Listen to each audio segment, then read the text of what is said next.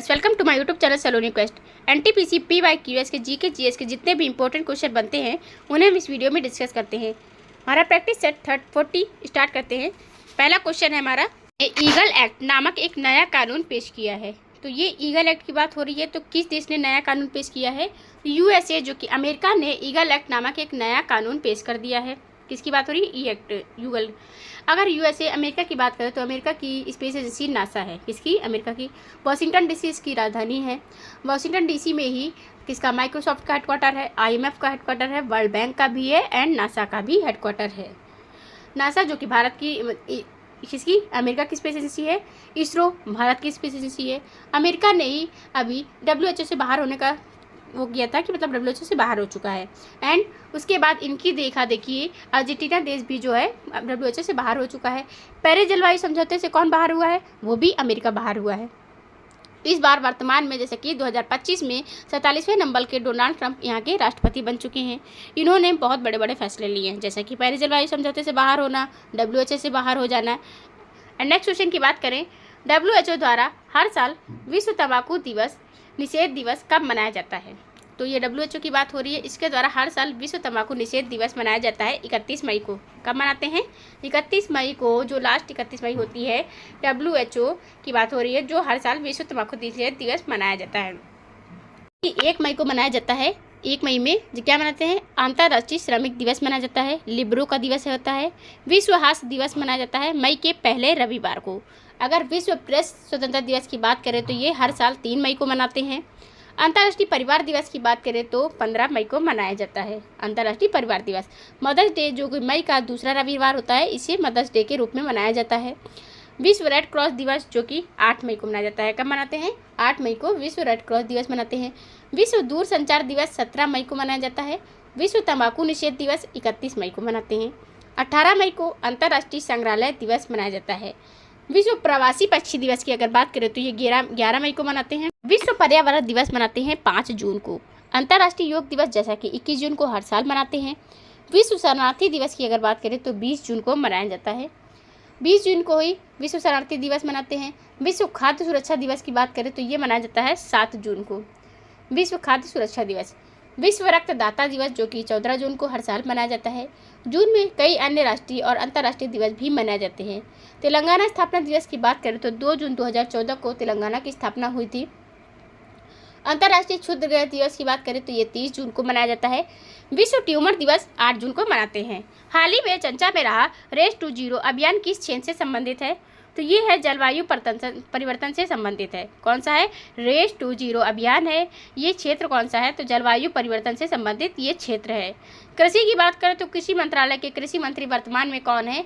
ये हैं शिवराज सिंह चौहान जी, जो कि पहले इनके पूर्व कौन बने हुए थे? जो मध्य प्रदेश के सीएम बने हुए थे। कौन? शिवराज सिंह चौहान। आर्टिफिशियल इंटेलिजेंस जैसे अगर एआई की बात करें तो महाराष्ट्र में पहला एआई विश्वविद्यालय स्थापित किया जाएगा। कोविड टीकाकरण, अगर कोविड की बात करें तो 2020 में कोविड आया था हमारे भारत में। किसकी वजह से? चीन से आया था ये कोविड। जलवायु परिवर्तन की बात करें तो वैश्विक जैसे कि जलवायु जोखिम सूचकांक की बात करें तो इसमें भारत कौन से नंबर पर है? ये भारत की रैंकिंग है 6ठे नंबर पर। जलवायु जोखिम सूचकांक की बात हो रही है। जलवायु विश्व पर्यावरण दिवस जैसे कि कब मनाते हैं? तो ये मनाया जाता है 5 जून को। कब मनाते हैं? पर्यावरण दिवस की बात हो रही है, जो कि रेस टू जीरो अभियान किस क्षेत्र से संबंधित है? जलवायु परिवर्तन से संबंधित है। विश्व जल दिवस कब मनाया जाता है? 22 मार्च को हर साल विश्व जल दिवस मनाया जाता है। और 22 अप्रैल को विश्व पृथ्वी दिवस मनाते हैं। कब? 22 अप्रैल को। 22 मार्च को विश्व जल दिवस मनाते हैं। अग्रणी rating agency Moody's investors service ने वित्त वर्ष 2022 के लिए 22 वर्ष के लिए जो भारत की जीडीपी वृद्धि है वो किस स्तर पर आका है? तो अगर 2022 की बात करें वित्त वर्ष में, तो जो अग्रणी rating agency Moody's investors service ने 9.3% की भारत की जो जीडीपी वृद्धि को आका है। कितना एवरेज लगाया है? 9.3%। और लगाया किसने? ये रेटिंग एजेंसी है मूडीज इन्वेस्टर सर्विस की बात हो रही है। वित्त वर्ष 2022 की है। अभी तो 2025 है, इसकी नई रेटिंग आई होगी, लेकिन 2022 की है, जैसे कि प्रीवियस ईयर्स क्वेश्चन की बात हो रही है। जीडीपी किसे कहते हैं? ये जीडीपी है क्या? ग्रॉस डेवलपमेंट, जो हमारे भारत में जो हर साल मतलब एक साल के अंदर में वित्तीय वर्ष में जितना भी ग्रोथ होता है, बनता है या डेवलप्ड होता है, इसे जीडीपी कहा जाता है। जीडीपी का full form domestic product GDP का जो ये फुल फॉर्म होता है, इसे सकल घरेलू उत्पाद हिंदी में कहते हैं। ये किसी देश के भीतर की अगर एक निश्चित अवधि होती है, इसमें उत्पादित जो सभी वस्तुएं होती हैं और सेवाओं के कुल मूल्य का माप है, इसे ही जीडीपी कहा जाता है, जो कि पूरे टाइम में लगा के एवरेज बना के बताया जाता है, रेटिंग दी जाती है। कोविड-19 वैक्सीन सिनोवैक, जिसे WHO द्वारा मंजूरी दी गई है, किस देश द्वारा विकसित की गई है? तो कोविड-19 वैक्सीन है जो कि किसने विकसित करी है? ये चीन देश ने सिनोवैक, जिसे WHO द्वारा मंजूरी दे दी गई है, इसको विकसित किया है चाइना देश ने। चाइना की बात करें तो इसकी राजधानी है बीजिंग।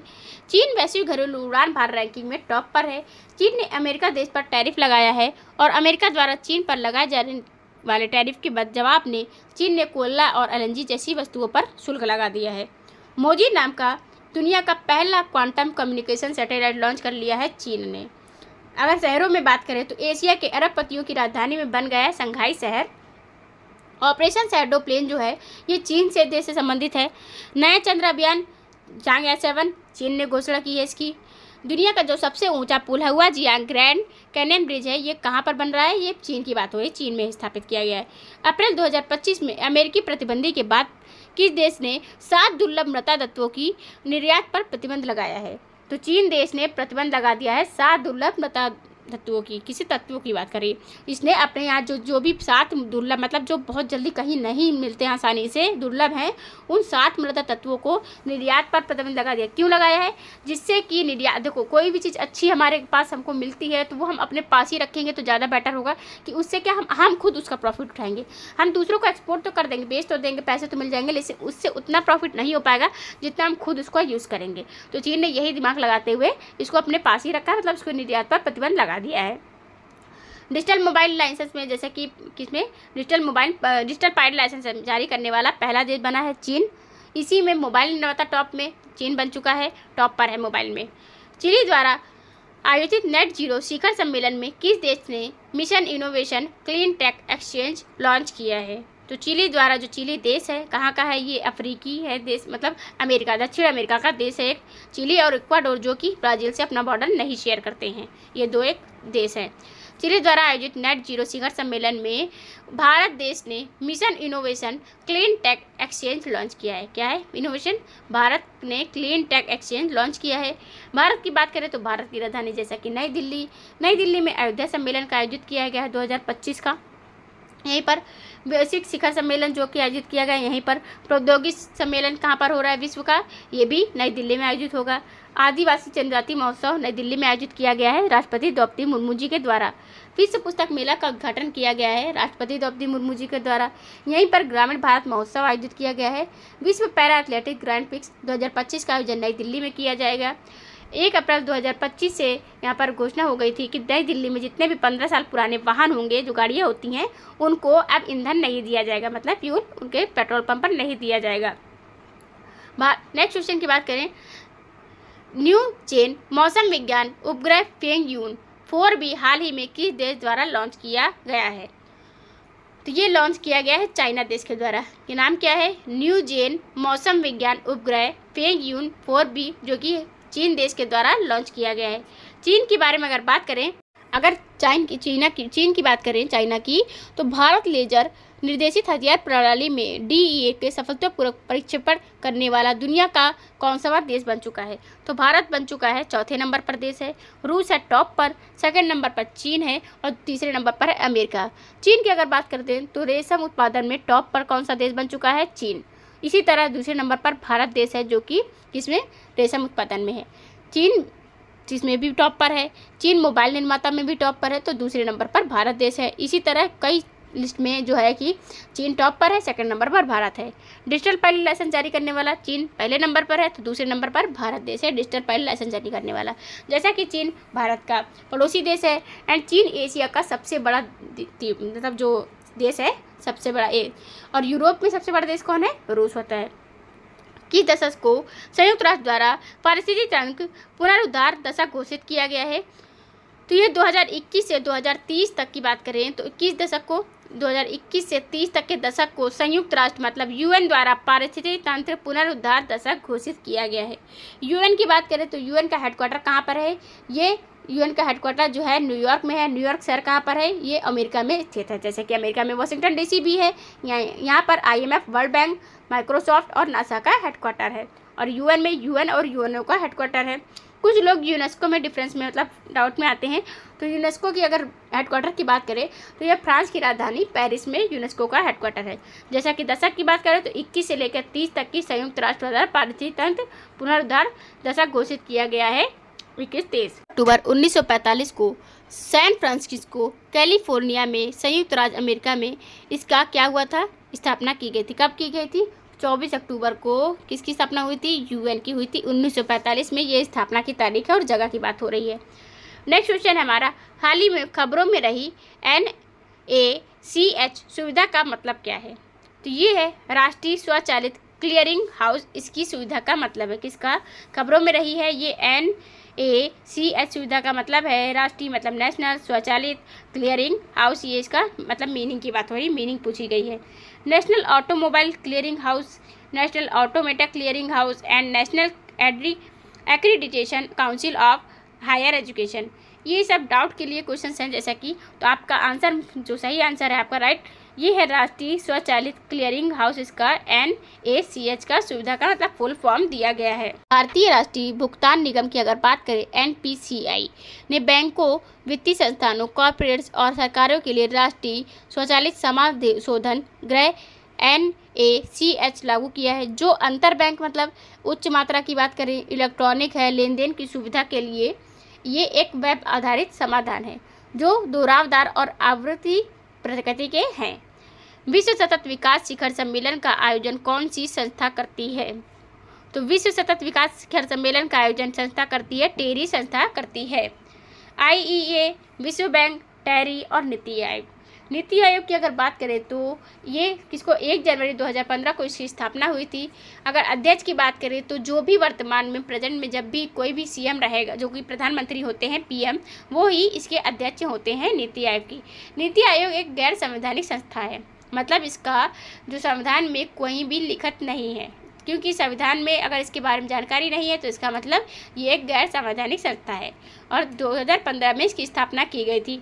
योजना आयोग के तो मतलब जो पहले योजनाएं चलती थी जैसे 5-5 साल की, उन योजना आयोग के बदले में नीति आयोग की स्थापना की गई थी।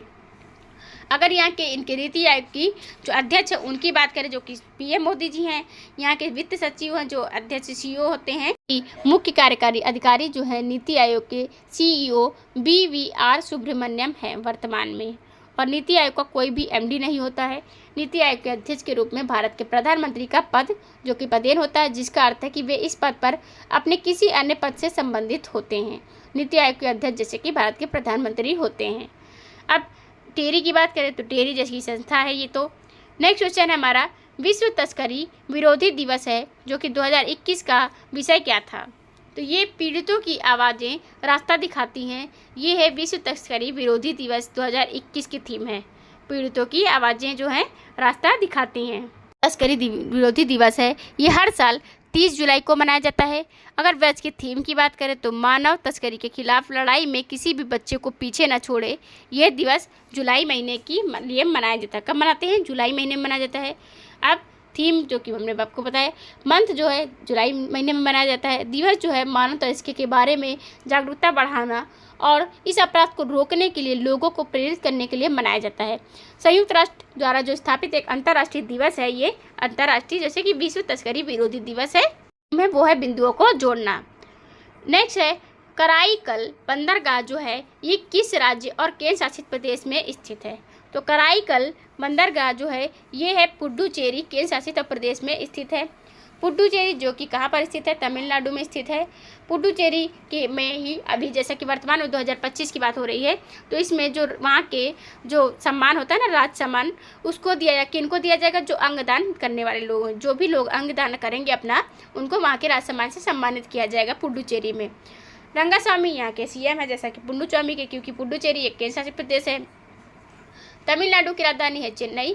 चेन्नई को गेटवे ऑफ साउथ इंडिया के नाम से भी जाने हैं। MK स्टैलिन यहाँ के गवर्नर हैं, CM है किसके? तमिलनाडु के MK स्टैलिन सीएम हैं। तमिलनाडु में जैसा कि चेन्नई में विश्व समुद्री सम्मेलन आयोजित किया गया है 2025 का। यहीं पर सड़क का नाम रखा गया है, किसके ऊपर नाम रखा गया है? ये अश्विन चंद्रन के नाम पर रखा गया है। चेन्नई की सड़क का नाम है। आईआईटी मद्रास दुनिया की सबसे लंबी हाइपरलूप टेस्ट ट्यूब विकसित कर रही है। सितारा अभियान शुरू किया गया है। यहाँ की महिलाओं के लिए स्टार हेल्थ इंश्योरेंस अभियान शुरू किया गया है। भरतनाट्यम जो सबसे पुराना शास्त्रीय नृत्य है भारत का, ये है तमिलनाडु में होता है।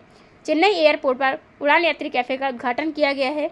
यहीं पर कुंभकोणम पान के पत्ते और थोलाई फूलों की माला को जीआई टैग दिया गया है। आईआईटी मद्रास ने बैलिस्टिक मिसाइलों से बुनियादी ढांचे की सुरक्षा के लिए ढांचा विकसित किया है। जीआई टैग की बात करें तो ये चेन्नई संस्था जो है सबको जीआई टैग देती है। जीआई टैग कब से दिया जा रहा है? 1999 में एक बिल लाया गया था, एक्ट बनाया गया 2003 में। 2004 में पहली बार दार्जिलिंग की चाय को जीआई टैग दिया गया था। और भारत में वर्तमान में अगर बात करें तो सबसे ज़्यादा जीआई टैग प्राप्त करने वाला राज्य बन चुका है उत्तर प्रदेश। दूसरे नंबर पर है तमिलनाडु राज्य की बात करें। तमिलनाडु अपना बॉर्डर किन किन राज्यों से शेयर करता है? राज्यों से बॉर्डर शेयर कर रहा है। अगर तमिलनाडु में किन किन से? आंध्र प्रदेश से, यहाँ कर्नाटक से और केरल से अपना बॉर्डर शेयर करता है। कावेरी नदी की बात करें तो ये किससे निकल के किस में शामिल होती है? ये जो कि मेन कहा जाए तो तमिलनाडु में बहती है कावेरी नदी। किस राज्य की पुलिस ने अपराध और अपराधी ट्रैकिंग नेटवर्किंग प्रणाली के तहत प्रथम रैंक हासिल कर ली है? हरियाणा राज्य की पुलिस ने अपराध और अपराधी ट्रैकिंग नेटवर्किंग प्रणाली के तहत प्रथम रैंक हासिल की है। हरियाणा की राजधानी है चंडीगढ़। हरियाणा में ही अंतर्राष्ट्रीय कौन सा गीता महोत्सव मनाया जाता है? अंतर्राष्ट्रीय सरस्वती महोत्सव यहीं पर आयोजित किया जाता है। मेला भी हरियाणा में ही होता है। और हरियाणा अपना बॉर्डर जो है किन किन राज्यों से शेयर कर रहा है? एक केंद्र शासित प्रदेश है जो कि दिल्ली है, उत्तर प्रदेश है, हिमाचल प्रदेश है एंड यहाँ किसका पंजाब है और राजस्थान। इन सब राज्यों से अपना बॉर्डर शेयर कर रहा है हरियाणा। हरियाणा में ही कुरुक्षेत्र है। किसको? हरियाणा में। वसई वेटलैंड यहीं पर है। बड़खल झील है, सूरजकुंड, ब्रह्म सरोवर झील है, दमदमा झील है, सोना झील है, सुल्तानपुर राष्ट्रीय उद्यान है, कलेसर राष्ट्रीय उद्यान है, सिम्बलवारा राष्ट्रीय उद्यान है, सांग फांग और यहाँ का डफ और खोरिया, ये चारों लोक नृत्य हैं किसके? हरियाणा के। जिले हैं 22, विधानसभा में 90, लोकसभा में 10 और राज्यसभा में 5 सीटें हैं। मुख्यमंत्री हैं नायब सिंह सैनी। बंडारू दत्तात्रेय यहाँ के अभी वर्तमान में गवर्नर हैं। सरकार ने ग्राम पंचायत भूमि अधिनियम में संशोधन किया है। कुरुक्षेत्र में आबकारी और कराधान विभाग को एक मुश्त निपटान योजना 2025 का शुभारंभ किया गया है। किसके द्वारा? नायब सिंह सैनी जी के द्वारा। मारी लाडो रेडियो कार्यक्रम शुरू किया है हरियाणा ने। Deenbandhu Chhotu Ram thermal power plant स्थापित किया गया कहाँ पर? हरियाणा में। ये किनके नाम पर? ये एक स्वतंत्रता सेनानी थे, दीनबंधु छोटू थर्मल जो राम थे। 38वां सूरजकुंड अंतर्राष्ट्रीय शिल्प मेला फरीदाबाद में आयोजित किया गया था। यहीं पर गवाह संरक्षण योजना कहाँ आयोजित की गई थी? ये भी हरियाणा में आयोजित की गई थी गवाह संरक्षण योजना। राजधानी है गांधीनगर। गुजरात के सीएम है इस वर्तमान में भूपेन पटेल और यहाँ के आचार्य देवव्रत यहाँ के कौन है? गवर्नर हैं, जो कि किसके हैं? ये गुजरात के हैं। गांधीनगर इसकी राजधानी है। अहमदाबाद शहर यहीं पर बसा हुआ है, जो कि इसका दक्षिण भारत का मैनचेस्टर कहा जाता है, पूरे भारत का मैनचेस्टर कहा जाता है। उत्तर भारत का मैनचेस्टर किसे कहते हैं? जो कि उत्तर प्रदेश के कानपुर को कहा जाता है। इतालवी लग्जरी ब्रांड बुल्गारी का वैश्विक ब्रांड एम्बेसडर किसे नियुक्त किया गया है? तो ये प्रियंका चोपड़ा जो कि जोनास हैं, इनको नियुक्त कर दिया गया है इतालवी लग्जरी ब्रांड बुल्गारी का वैश्विक ब्रांड एम्बेसडर। इसको इतालवी लग्जरी ब्रांड है, ये बुल्गारी का वैश्विक ब्रांड एम्बेसडर नियुक्त किया गया है प्रियंका चोपड़ा जी को। अगर ब्रांड एम्बेसडर की बात करें तो अमिताभ बच्चन, जीएसटी, मुथूट ग्रुप, दक्षिण पूर्व एशिया में हेपेटाइटिस जागरूकता के लिए सद्भावना राजदूत, दरवाजा बंद अभियान, डीडी किसान चैनल एंड लग्स इंडस्ट्रीज, OnePlus के ये कौन है ब्रांड एम्बेसडर बने हैं? अमिताभ बच्चन जी। अक्षय कुमार सड़क सुरक्षा जागरूकता अभियान, हार्दिक पीसी ज्वेलर्स के अक्षय कुमार कौन बन गए हैं? Brand ambassador. कटरीना कैफ की बात करें तो ये Tropicana, Kalyan jewellers and Metro shoes की ब्रांड एम्बेसडर्स हैं। प्रियंका चोपड़ा जो कि स्किल इंडिया, असम पर्यटन एंड हरमन इंटरनेशनल की ब्रांड एम्बेसडर हैं। Shahrukh Khan Hyundai, Nerolac paints and food panda के ये कौन है? ब्रांड एम्बेसडर है। डाबर और बाटा की बात करें तो ये है कृति सेनन इसकी ब्रांड एम्बेसडर। दीपिका पादुकोण जो कि विस्तारा एयरलाइंस की हैं और गोई बीबो की ये कौन है? Brand ambassador. Madhuri Dixit Intex माँ अभियान की ब्रांड एम्बेसडर है। दिया मिर्जा जो कि wild life trust of India स्वच्छ भारत मिशन का युवा आधारित स्वच्छ साथी कार्यक्रम इसकी ब्रांड एम्बेसडर है। सलमान खान एप्पी फ्रिज इमामी ग्रुप के ब्रांड एम्बेसडर है। आमिर खान वीवो इंडिया के हैं। लिली सिंह यूनिसेफ सद्भावना जागरूक राजपूत है। AR रहमान की बात करें तो सिक्किम सरकार के हैं। नेक्स्ट क्वेश्चन की बात करें, NCRB के आंकड़ों के अनुसार 2019 में बेरोजगारी के कारण किस भारतीय राज्य ने आत्महत्या की अधिकतम संख्या दर्ज की गई है? तो NCRB के आंकड़ों के अनुसार अगर बात करें तो कर्नाटक राज्य में 2019 में बेरोजगारी के कारण आत्महत्या की संख्या दर्ज की गई थी सबसे ज़्यादा। मतलब 2019 में वहाँ पर जब बेरोजगारी हुई होगी तो उसकी वजह से कर्नाटक में लोगों ने सुसाइड कर लिया था, उनकी संख्या सबसे ज़्यादा दर्ज की गई है। कर्नाटक की बात करें तो कर्नाटक की राजधानी है बेंगलुरु। कर्नाटक की राजधानी बेंगलुरु, यहीं पर इसरो का हेडक्वार्टर है। कर्नाटक जो कि एक ऐसा राज्य बन चुका है, नक्सल मुक्त घोषित करने वाला, पूरी तरह से अपने आप को कर्नाटक राज्य बन चुका है। यहीं पर 6वां भादरा महोत्सव आयोजित किया गया है। 10वां अंतर्राष्ट्रीय महिला सम्मेलन आयोजित किया जाएगा। 72 फीट की हनुमान जी की मूर्ति स्थापित की जाएगी। पट्टुकल नृत्य उत्सव, यक्षगान नृत्य उत्सव एंड डोलो कुनिता यहाँ के लोक नृत्य हैं। बांदीपुर, नागरहोल यहाँ के कौन है? नेशनल पार्क्स हैं जो कि कर्नाटक के। आधिकारिक तौर पर नक्सल मुक्त घोषित किया गया है। कर्नाटक बैंक ने भारतीय बैंक संघ से 6 पुरस्कार जीत लिए हैं। हक्की पिक्की जनजाति जो कि इसी राज्य में पाई जाती है। CM मंत्री और विधायकों के वेतन में 100% बढ़ोतरी को मंजूरी दी है। भारत का पहला कृत्रिम बुद्धिमत्ता संचालित राष्ट्रीय डिजिटल विश्वविद्यालय बेंगलुरु में स्थापित किया जाएगा। गांव स्तर पर पूरा अवशेष सर्वेक्षण द्वारा पूरा करने वाला पहला राज्य बन चुका है Karnataka. Siddaramaiah Indian national Congress party से यहाँ के CM हैं। थावरचंद गहलोत यहाँ के गवर्नर हैं। किसके? कर्नाटक के। कर्नाटक अपना बॉर्डर गोवा से, महाराष्ट्र से, जैसा कि इधर केरल से, तमिलनाडु और तेलंगाना, इन सब राज्यों से अपना बॉर्डर शेयर कर रहा है। कर्नाटक में कुक्करहल्ली झील है, पंपा सरोवर झील है, बेगूर झील है, बेलांदूर झील है, बन्नेर घाट राष्ट्रीय उद्यान है, मधुमलाई राष्ट्रीय उद्यान है, यक्षगान डोलू कुनिता लोक नृत्य हैं। बेंगलुरु, उडुपी, बेंगलुरु, बोदर यहाँ के चर्चित स्थल जिले हैं 31। विधानसभा में 224, लोकसभा में 28 और राज्यसभा में 12 सीटें हैं। टोटल 6 राज्यों से अपना बॉर्डर शेयर करता है। कौन? कर्नाटक की राज्य की बात हो रही है। तमिलनाडु जो कि कर्नाटक का ही एक पड़ोसी देश में आता है क्योंकि अपना बॉर्डर शेयर करता है इसी से। नेक्स्ट क्वेश्चन बात करें, टोक्यो पैरालंपिक 2020 के लिए भारत का जो थीम गीत है वो किसने तैयार किया था? तो संजीव सिंह जो हैं, इन्होंने टोक्यो 2020 के ओलंपिक के लिए, पैरा ओलंपिक के लिए भारत का थीम गीत तैयार किया था। किसने? संजीव सिंह ने तैयार किया था। टोक्यो ओलंपिक की बात करें तो ये 2020 में होने वाला था, लेकिन यहाँ पर कोरोना, जैसा कि भारत में पूरी दुनिया ही में कोरोना आ चुका था, महामारी थी ये तो 2020 का कैंसिल होकर इसे 2021 में किया गया था। लेकिन नाम क्या बोला जाता है, इसको पढ़ा जाता है 2020 का टोक्यो पैरा ओलंपिक की बात करें। टोक्यो किसकी राजधानी है? जापान की राजधानी है। जापान की राजधानी टोक्यो। एंड यहाँ की करेंसी की अगर बात करें, प्रधानमंत्री शिगेरू इशिबा हैं जो कि कहाँ के हैं?